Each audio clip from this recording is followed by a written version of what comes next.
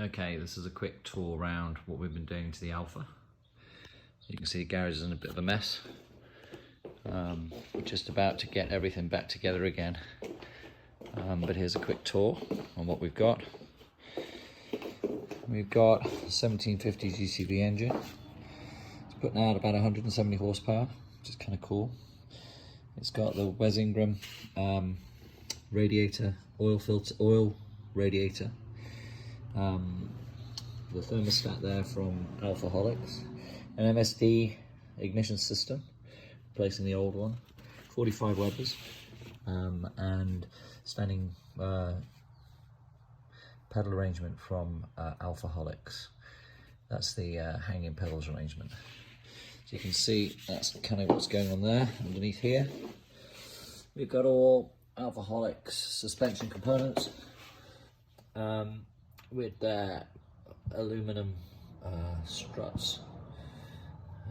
We've also rewired the car so you can see the wires are going up through the inner wheel arch. The Alfa will pop brakes. Around the front, lights are all to go in. With the CBs are all LEDs. They'll all be super organised. The glass down header there with a Mocol sandwich plate for the oil, and some rather nifty fire air horns, which are really loud. We inside have gone for the full Dynamat interior, relocated the battery in there with an isolator, just about to be refinished. All this work was done with the switchgear by Jim over at Odd Parts, and all the wiring was done by my mate Nick, who's a really good aeronautical engineer when it comes to electronics. So he's done a fab job there. The dashboard, you can see here, has been all rewired with all the gauges all done by Jim over at Odd Parts, so they're all recalibrated and reorganized for the various different systems, new systems in the car. One of them being the ATL fuel cell, which now incorporates a low-level indicator.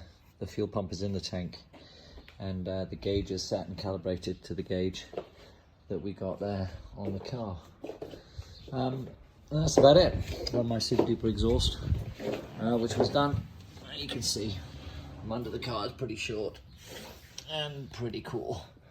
But this is an exhaust pipe that kind of is more of a statement to the 60s than anything else.